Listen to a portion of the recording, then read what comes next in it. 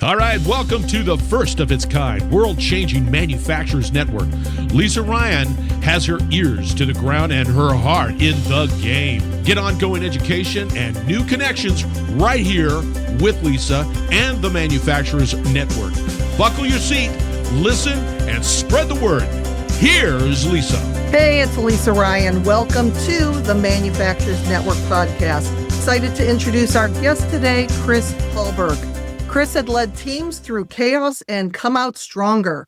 A veteran, entrepreneur, and one of the first EOS implementers in Colorado, he's helped over 100 companies turn leadership systems into real results, cultures people actually want to be a part of. So today we're going to explore what manufacturers can do right now to build alignment, accountability, and energy that lasts. So Chris, welcome. Lisa, thank you so much for having me on the program. It's great to meet you. So share with us a little bit about your background and what led you to doing what you do. My business branding is the Business Sergeant. That is a lesson in personal branding. And when people hire me, they're not getting a Sunday school teacher or someone to make some light suggestions. They're hiring someone to come in here and look at the overall team health and help coach them to greatness using proven systems, methodologies, and technology tools to keep it all glued together. So when a manufacturer's team feels stuck, what's the first clue that leadership and not the market is the real problem? Yeah, so when things just become hard, like simple things, it used to be simple things are now hard. That's a good example of possibly having some wrong people in the wrong seat. So what I'm talking about system-wise is you had mentioned EOS. So Colorado's first EOS implementer. Now we have about 40 in the marketplace in the last 11 and a half years of me teaching that tool set full time. And it really turns out that business is hard. And especially if you're singing off a different sheet of music. So the whole EOS premise is to create this beautiful 2-page business plan called the Vision Traction Organizer. And it answers some pretty big things. Who are we? What are our core values? What's our core focus? Our why, our what, our niche, our 10-year target. Call that the North Star, the big, hairy, audacious goal, marketing strategy. Who's the demographic, geographic, and psychographic? What are our 3 uniques? What makes us special as a manufacturer, right? Because you can get manufacturing done in a bunch of different places. Why should you be the manufacturer of choice? 3-year picture, top line, bottom line, a handful of bullet points. What does it look like? Dream state. That's the vision side. We flip it over. Now we're on the traction side. Once you have all that stuff on the front side, you have a 3-year picture. Your one-year plan writes itself. And then what are your quarterly rocks? And then what are your long-term issues? Those are the 8 questions. So it turns out if the leadership team and the management team do a great job building this 2-page document, then we get people to opt all the way in because they love it. They want to be a part of it. Or they're like, yeah, that's not for me, and they opt all the way out. So just simply having the entire organization all here for the same reason, the right reason, that's it right there. That's the number one thing. Businesses try to be too accommodating to their 100 employees, and now you got 100 addresses in the GPS. You're not going to get to any of them quickly. So it's just one of those simplifications that happens when you commit to an operating system, but you can't be everything to everybody. And another way to make bad decisions is to ask everybody. EOS is about putting the right people in the right seats and getting the heck out of their way. If somebody had never heard of EOS before and has no idea what you're talking about, in very simple terms, how would you explain it? Yeah, a simple set of timeless tools to align and synchronize all the moving parts of a business. Easy way to describe it, Lisa, is like your smartphone here, right? I don't think they're making us smarter, just as an overall comment. We become very dependent on these, but there's an operating system, whether you're an iOS or an Android, and I think there's some other obscure ones, but those are the 2 big ones. The operating system is what allows Snapchat to use your camera and put bunny ears on your likeness. It's the operating system ties all of the disparate apps together into a fully functioning technology device in your pocket. So most companies have an accounting system, perhaps a hiring system, marketing system, but not everyone has a system to rule them all, which is the operating system. And it's just that 6 key components of EOS. I like to joke EOS is like CrossFit for business. do these 6 exercises, you'll look like an action figure and you'll be in great shape. So the vision component, we just talked about that. Those 8 questions, and then getting people to opt in 100% into that. We're okay to ask questions, make a few tweaks, but we can't completely change the direction of the business on the whims of some squeaky wheels. Second key component is the people component. Jim Collins said in his masterpiece, Good to Great, right people share our core values. People in the right seats in EOS parlance, GWC, or get, want, and have the capacity. Got to have both. You can be the right person in the wrong seat, and you can be the wrong person in the right seat, or you can be the wrong person in the wrong seat, but we're looking for a right person, right seat. Third key component, the data component, the numbers, weekly activities that bring monthly business results. Like, you're the expert. We're just going to measure your effectiveness. And as long as it's green, we're going to let you do what you're going to do. If it's red, we might want to do what I want to do. When you're strong in vision, strong in people, strong in data, the first 3 components, you're open and honest, lucid, problems or issues, the 4th key component, stick out like a sore thumb. So we have a very systematic way to solve business issues. And again, Lisa, business issues aren't just problems. They can also be opportunities, things that are just needing some discussion and be solved.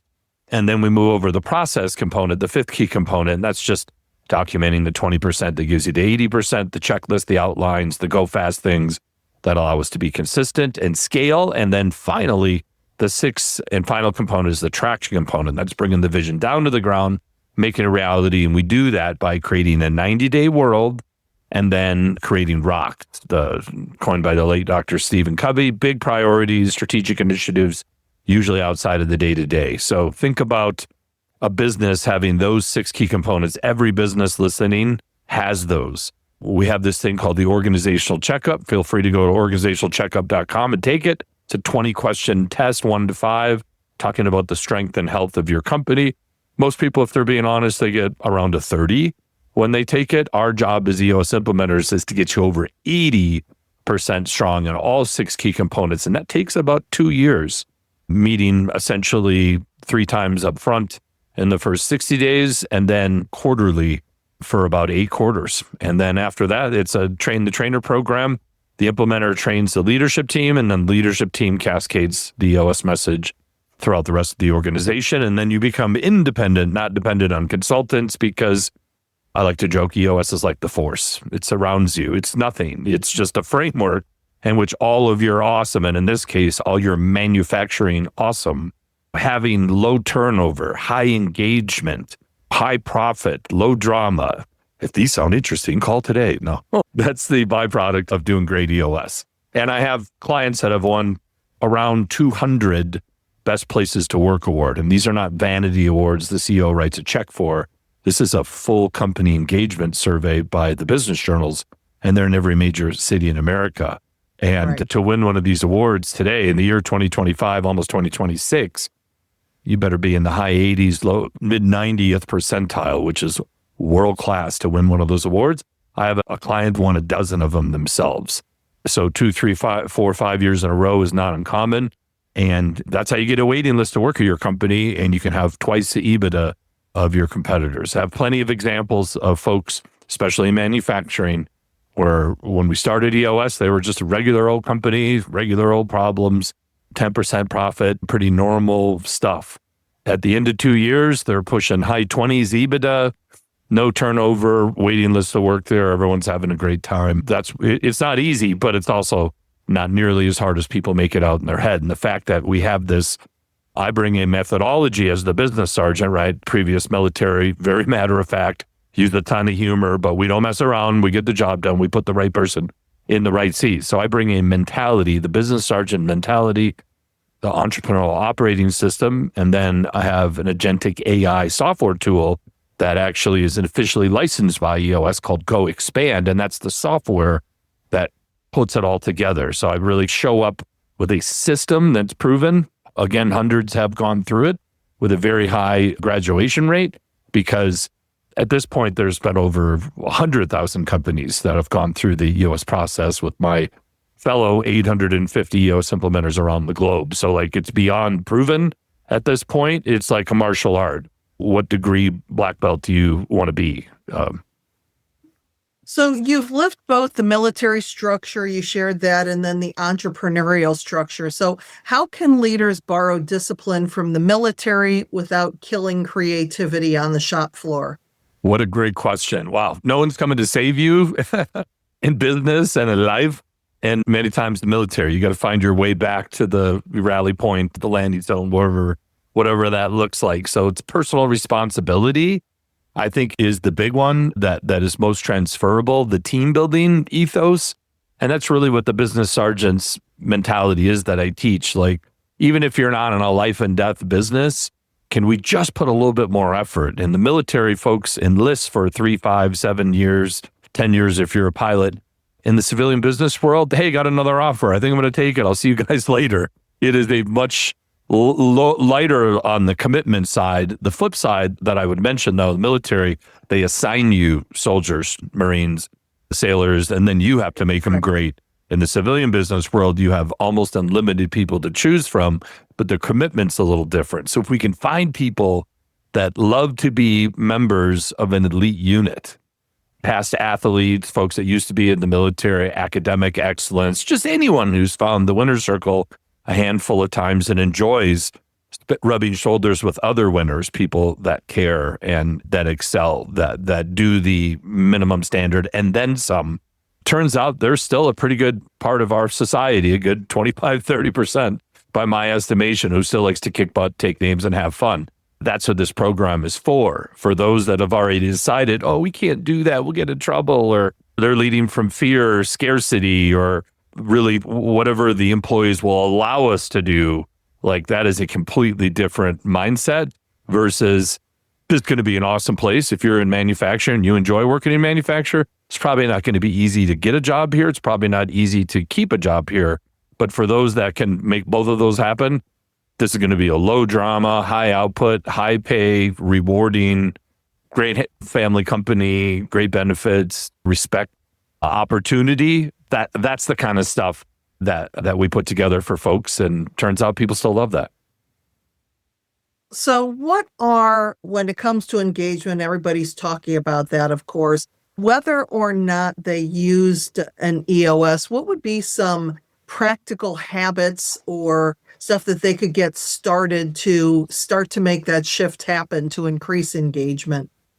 Yeah, so engagement is the byproduct, like culture, right? Engagement is a big part of it, but a lot of things have to be right for them to be engaged, and not too many things have to be wrong for them to disengage. Let's just talk about the TV shows in prime time about The Office. These are not highly engaged, healthy cultures that create a premise for a sitcom to be as funny as they are. These are unhealthy, like Michael Scott, the worst manager in all of paper, right? Paper manufacturing. Yeah. So if you've got any paper companies out there, right, that's not the peak of middle management in manufacturing right there. But so I think really it comes down to having a plan and sticking to it versus, oh, guys, we're free form, create your own world, enjoy your own experience, identify as successful. Like, all those things are on the board if you allow them to be, but none of those things really marshal the team together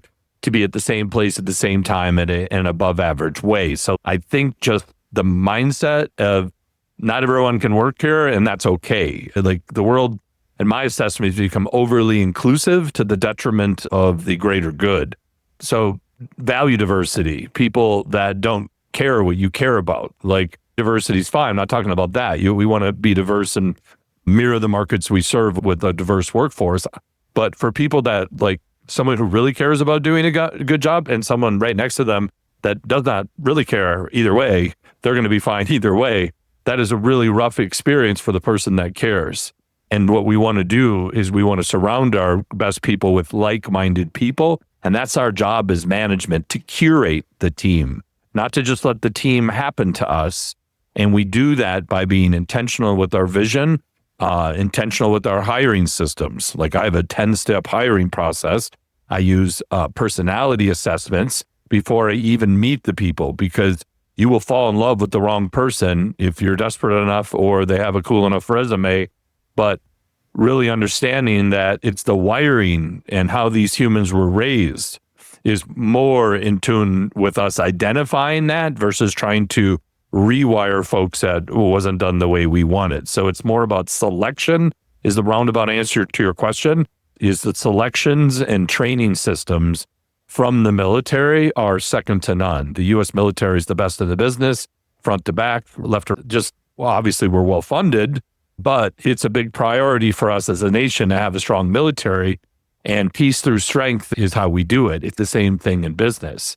If we have teams that are willing to be super uncomfortable for the greater good, and it's never that uncomfortable, that is a pleasant experience. If we have people that are used to having pleasant experiences, and when the tough gets going with the market or the economy or macro level forces we don't all control, all of a sudden the market becomes uncomfortable, and I have a bunch of comfortable people and they don't know what to do. So I think that whole military mindset, like when you're out, it's cold, it's raining, somebody says, this sucks. And you're like, yeah, doesn't it? You're like, that's a good thing. This doesn't suck enough, because later in life, when you're comfortable, you'll look back on those days and remember how cool you were and all the things that you could withstand. So I think if only 7% of society has served in some function or form in the military, that means 93% haven't. Military veterans are awesome at middle management, executives.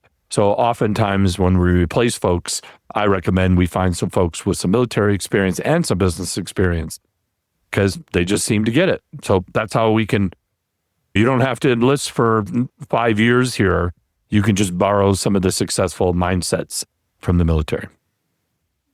Speaking of going through tough times, during the recession, you scaled and sold your company while others were barely surviving. So what were some of the daily decisions or rituals that made that outcome possible? Yeah, it was obviously the execution was strong, and really thankful for the team that I had. But we were successful on day one because of the angle. The Great Recession, 2008, 2009, construction companies, high ticket items, people were not in the mood. After their stock portfolio, their real estate went down 30%. It was a tough time. But there were some energy credits, some tax credits. Energy efficiency was, the whole green movement was just getting going. And as a former veteran who has plenty of friends that have been over to the sandbox, some didn't make it back. Energy independence or interdependence is the reason for a lot of the conflict in the Middle East. So the thought is, hey, be a good American, be energy efficient. The greenest thing is consumption. So let's be efficient. So taking old, leaky homes from post-World War II in Minneapolis, St. Paul, if you've ever been there in February, you know why they have a skyway system, which attaches their buildings at the third floor. So your face doesn't fall off while you're crossing the street, because it gets that cold there. And we would take those old single pane windows and make them triple pane windows with krypton gas and fiberglass core doors and cellulose and energy audits and thermal cameras. So we would take these old homes and make them very efficient, very comfortable. And they would get the tax credits for using the Energy Star approved products. And they would also save a ton of money through energy savings because it was real. So I showed an accelerated payback with an additional $1,500 at the time of sale.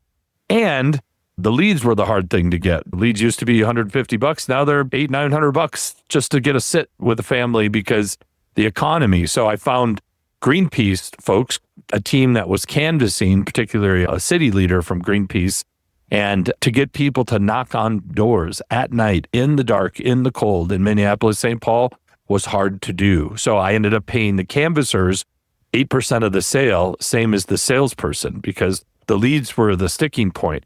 So I just solved the business issue. It's no longer 12% for this and 4% for this. It's now 8 and 8 because that's the value. So now door knockers on a $20,000 remodeling job are getting a $1,600 check. So they wanted to save the world because they're Greenpeace folks and the environment is near to dear to their heart. They're not just going out for the money. So now you take somebody with passion to save the planet, pay them well, and now my team's out getting leads left and right in nice neighborhoods, socially, economically nice neighborhoods. So we had the demographic down, we had the message down, we had the products down, we had the rebates all set up, And I was, geez, you guys are an overnight success. The strategy was different, like how we got the leads, what we sold, the level of the products, everything about it was an intelligent sales pitch. So the right target market looked at this and said, "There's a no-brainer. What a great opportunity. Let's go." And many did just that. And other people are like, "Yeah, I still don't get it. Can I get Pella's or Anderson's?" They just wanted the name brand and they were brainwashed through all that marketing spend. There's nothing wrong with that, but it wasn't for the average buyer. It was for the smart buyer. And it was a unique time. And I took advantage of all of the things at my disposal. And because no one else was doing that, I became like the number one dealer representing door manufacturer, window manufacturer, insulation manufacturer. And I was in the top 3 and I was a brand new company for all of those. Just hit it different. Yeah. Well, now we're looking at the next evolution. So you're now building an AI-driven EOS tool. So for leaders who are still skeptical about AI, what's a low-risk, high-return way for them to start experimenting with it? Lisa, the easiest thing to do is to get a repository, a fact-based, not a agentive, creative, build this for me. Inside of Go Expand, we've got all the tools for the operating system. So all this, the planning, the meetings, the structure, the task management, the project management, all that stuff. The operating stuff is in there and it's fully connected and highly dynamic. And then we simplify everything with a performance, alignment, and engagement score. We just give you a score because quite frankly, the hardest thing about all this EOS stuff is the subjectivity inside of it. Is that the right person? Quick, yes or no? Maybe this way versus a hard yes or a hard no. Back to the AI agent allows you to put your process, one-pagers. So think about the daily interruptions. Hey, I went to a conference last week. I have some reimbursements. So who do I send that to? CC 3 or 4 people. Somebody gets back with a form or sends me a process. That would be the easy way. Oftentimes it gets pinged around. ADP to Paychecks, who's our vendor, what state are they in? It's 3 or 4 different pieces of action, and then 2 or 3 days later, you get an answer versus just get the key master, the gatekeeper, someone at the company puts all of our process in there. And here's the neat thing, Lisa, when you update a process, you just pull it out and put the new version in. The old answer isn't even available the second you make out the swap. So now we just ask the brain inside of Go Expand. So inside of Go Expand, we can ask it questions. Who came up with this idea? You search the search term, the very first meeting or that idea was levied, boom, there it is. So Lisa's idea on the 2nd of June. If you tell it to do something, give Lisa a to-do to call Chris Hallberg. You can just tell it to do it and it'll instantly make you a to-do versus having to manually type it in there. But where the real power is like that reimbursement policy, 15 seconds later, it just pops right up. So now I just look, I follow the directions, I submit it to the person that it says at the bottom you submit it to. No one got disturbed. So it's like getting another day of the week. So imagine all the dependencies. What's the brand voice? What is this particular client's likes and dislikes? So why don't I put the likes and dislikes of all the major clients in there? So when someone asks, what does so-and-so like for their meetings, boom, you have the kind of donuts they like, kind of coffee they like everything. So process, policy, I can ask it, who's the number one salesperson on the East Coast? Any information you want your team to have instant access to, all at the same time, the same way. So think about this. You have a business operating system. You have a bunch of people tools because Go Expand also has 5 or 6 human tools that you need that are outside because all companies is human. So now I have humans, we give each other high fives. We give each other positive, negative feedback. I can create custom forms. I can look at performance reviews. I can look at dashboards where up and to the right is green and good, down and to the left is bad. And then I can use AI to fill in the blanks. I can record every conversation. I can recall it. I can tell it to do tasks. Those 3 things together are the next generation of business. And oh, by the way, AI today isn't replacing a ton of employees. There's a few positions that it definitely is interrupting. What I'm seeing today, Lisa, is humans that are enabled, empowered by AI are replacing humans that are refusing to use AI. So look at 40 to 50 IQ points per employee. Why? If you just ask the question, hey, if we could make all your people 30 to 50 IQ points smarter, would you do that for $20 a month? Yeah, I would do that for $20. That's essentially what we're doing with the enhancement. So if you're still resisting AI and your competitors aren't, you're in trouble 6 months, a year from now when they figure out how they're going to take that and club you with it. So this is not something that you should sleep on, but you should also be careful because AI lacks the ability to build human relationships and to make good decisions. So it doesn't have discernment, and it does really silly things when humans are involved. So if you just let AI do its thing, yikes. But man, I tell you what, one of these phone answering agents, you can barely tell they're robots. They read your email back perfectly the first time.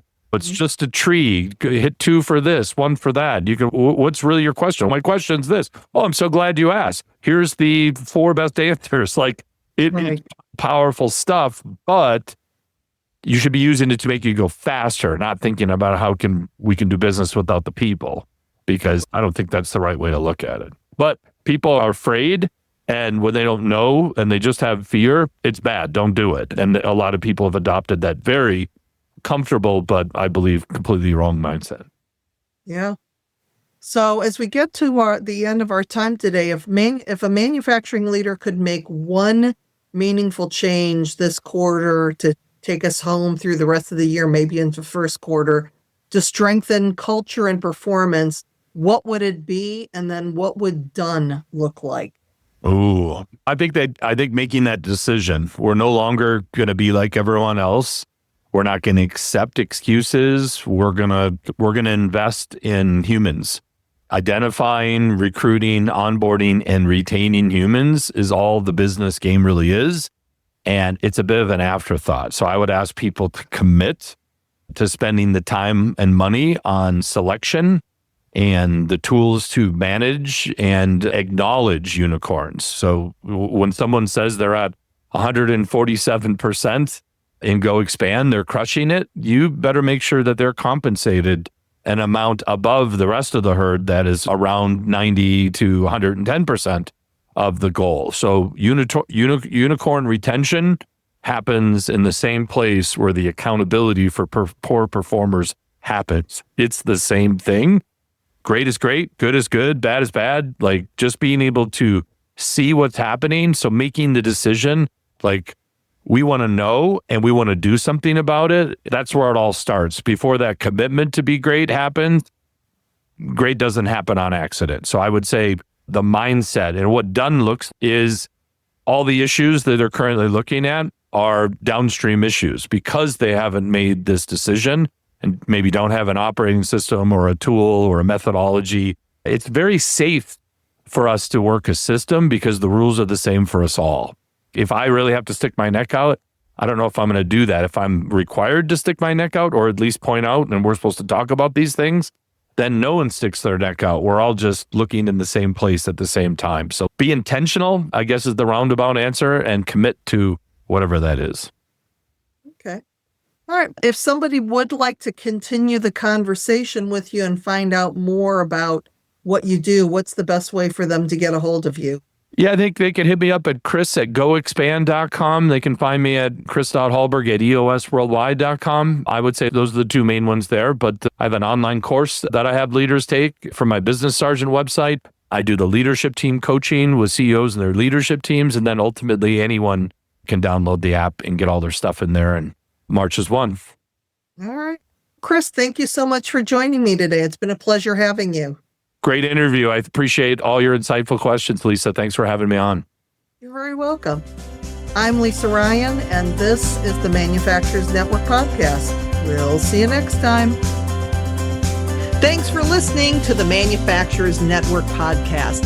Do me a favor and share this podcast with your friends and colleagues so we can grow this network and connect more fantastic folks just like you.